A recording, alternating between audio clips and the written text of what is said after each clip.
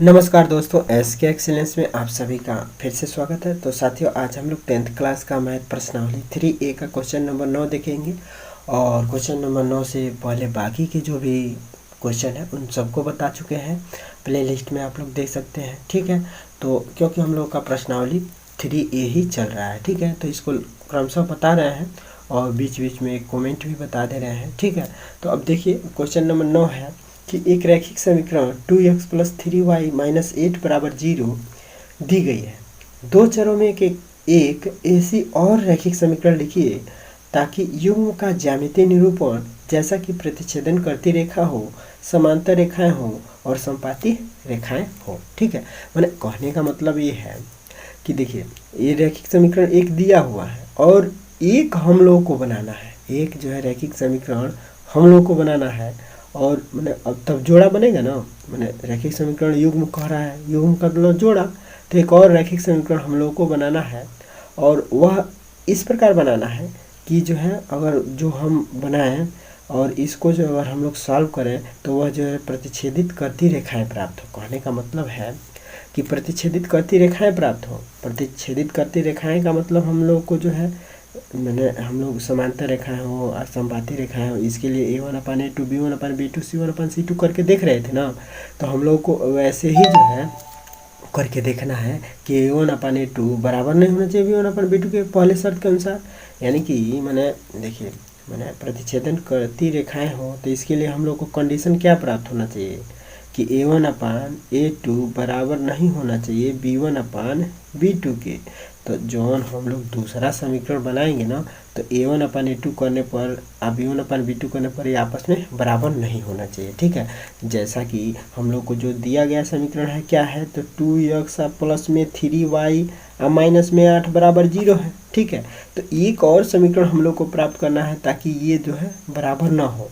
तो हम लोग को अपने मन से कोई भी यहाँ 3x ले लेना है, यहाँ 5y ले लेना है, यहाँ जो है कुछ भी ले लीजिए, प्लस में ले लीजिए 8 = 0 कर दीजिए। बस हम लोग को देखना है कि इतना बटे इतना बराबर नहीं होना चाहिए इतना बटे इतना के। मैंने इसको अगर हम लोग क्या माने a1x अधन b1y c मान लें, इसको बराबर 0 तुलना कर लें। और इसको a2x अधन b2y c बराबर 0 से अगर तुलना करके आप देखें a1/a2 करके तो 2/3 आएगा। मैंने a1/a2 बराबर 2/3 आ रहा है।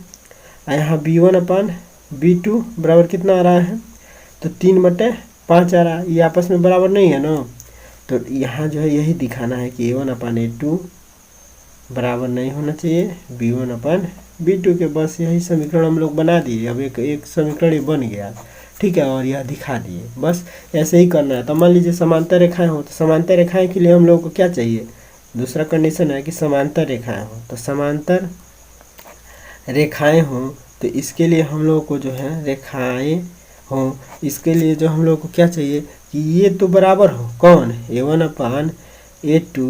a1/a2 बराबर हो b1/b2 के। ठीक है, किंतु ये बराबर नहीं होना चाहिए c1/c2 के। ठीक है, तो हम इसी के हिसाब से इसको ध्यान में रखते हुए समीकरण बनाएंगे। तो एक जो दिया गया समीकरण है क्या है, तो 2x दिया है। ठीक है, यहाँ दे दीजिएगा, दिया है।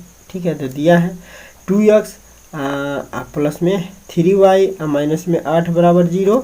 ठीक है, और नया समीकरण क्या बना।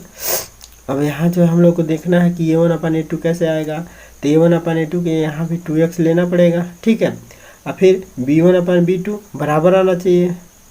ठीक है, तो फिर यहाँ भी जो हम लोग को कुछ ऐसा लेना पड़ेगा ताकि जो है ये b1/b2 बराबर हो जाए। तो यहाँ जो हम लोग क्या ले लें, यहाँ पे हम लोग ले सकते हैं क्या, यहाँ पे 3 ले लीजिए 3y। ठीक है, और ये बराबर नहीं होना चाहिए तो यहाँ पे जो है 9 ले लेते हैं। ठीक है, अब बराबर 0 कर देते हैं, तो एक कुछ ऐसा समीकरण बन गया। ठीक है, तो क्या अब हम लोग को ऐसा कंडीशन वाला जो है मैंने कंडीशन प्राप्त कर हो सकता है ना। देखिए अब इसको a1x मान लीजिए हैं, इसको b1y मान लीजिए, इसको c1 मान लीजिए, बराबर 0 कर लीजिए। भाई इसी से हम लोग को तुलना करना है, इसीलिए हम यही तुलना कर लेते हैं। a2x मान लीजिए या b2y मान लीजिए, ऐसा c2 बराबर 0 मान लीजिए। ठीक है, अब जो है करके देखिए a1/a2, तो a1/a2 करेंगे तो 2/2 होगा। अब बराबर हो जाएगा, ये देखिए b1/b2 करते हैं तो b1/b2 3/3 हो जाएगा। अब बराबर c1/c2, तो c1/c2 माइनस में 8 है c1 का मान, और c2 का मान कितना है, प्लस में 9 है, तो ये बराबर नहीं है, ये बराबर नहीं है।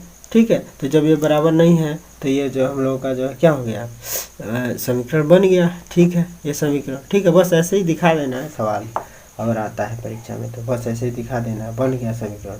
तो आपका जो है उचित समीकरण क्या बना कि 2x धन में 3y और प्लस में 9, यही आपका जो है उचित समीकरण हो गया। ठीक है, यहाँ भी उचित समीकरण क्या बना आपका, तो ये वाला। ठीक है, अब इसी हिसाब से हम लोग को तीसरा जो है समीकरण बनाना है। तीसरा समीकरण क्या बनाना है कि जो है समपाती रेखाएं हो, तो समपाती रेखाएं हो तो तीनों के तीनों क्या होना चाहिए, बराबर होना चाहिए। समपाती रेखा के लिए जो है क्या सूत्र बताया गया था, समपाती के लिए बताया गया था ना कि जो है a1/a2 बराबर होना चाहिए b1/b2 के, अब बराबर होना चाहिए c1/c2 के। तो हम लोग का दिया गया समीकरण क्या है, तो 2x प्लस में 3y और माइनस में 8 बराबर 0। एक समीकरण जो हम लोग को बनाना है ताकि ये बराबर तीनों आपस में बराबर हो, तो बस 2x कुछ भी ले सकते हैं, मान लीजिए यहाँ 4x ले लीजिए। ठीक है, तभी मैंने 2/4 करेंगे तो आराम से कितना आ जाएगा, 1/2। ठीक है, यहाँ भी जो अब हम लोग जो है क्या ले लें, 3 अगर 6 ले लें 6y, तो अभी मान लीजिए 3 अगर 3 6 1/2 आ जाएगा। ठीक है, और फिर यहाँ माइनस में ही लेना पड़ेगा, यहाँ 16 ले लेते हैं, बराबर 0 को लेते हैं, तो आराम से अब जो है ये जो है तीनों के तीनों बराबर प्राप्त हो जाएंगे। करके देख लीजिए, अब a1/a2 है, a1 हो गया, a2 हो गया, तो 2/4 करते हैं, a1/a2 करते हैं तो क्या हो जाएगा, 2 का 2 और 2 दूना 4, 1/2 आया।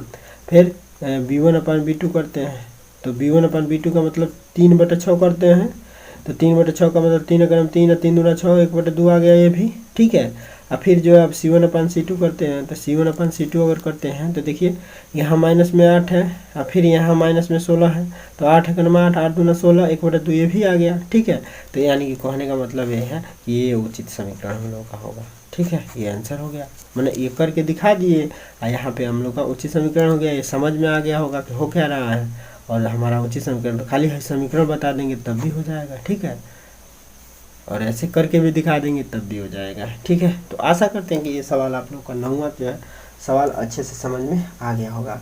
फिर मिलते हैं अगले वीडियो में क्वेश्चन नंबर 10 के साथ, तब तक के लिए बाय बाय। जय हिंद, जय भारत, वंदे मातरम। पढ़ते रहिए, मस्त रहिए, खुशहाल रहिए।